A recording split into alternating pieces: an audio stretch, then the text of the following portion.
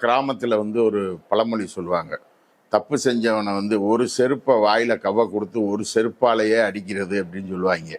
கவர்னருடைய வாயில அரசியல் அமைப்பு சட்டத்தினுடைய புத்தகத்தை திணிச்சு உச்ச நீதிமன்றம் பலார் பலார் என்று அறைந்திருக்கிறது. இதுதான், இதாவது ஒரு கடுமையான வார்த்தைகளையும் சொற்பிரயோகங்களையும் உச்ச நீதிமன்றம் கவர்னருக்கு எதிராக என்ன செய்திருக்கிறது.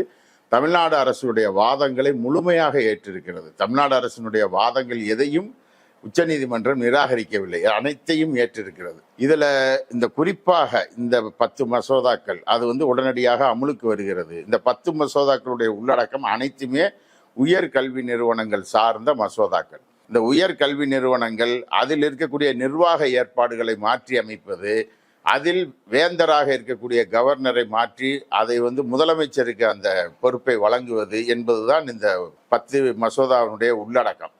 அந்த அடிப்படையில் பார்த்தால் மிக மோசமான, அதாவது தமிழ்நாட்டில் மட்டும் ஒரு குரல் எழுந்து கொண்டே இருக்கும். ஆளுநர் என்பவர் தேவையற்ற ஒரு நிர்வாக பதவி, அது தேவையில்லாதது, ஆட்டுக்கு தாடியும் நாட்டுக்கு ஆளுநரும் தேவையில்லாதது அப்படின்னு சொல்லுவாங்கல்ல.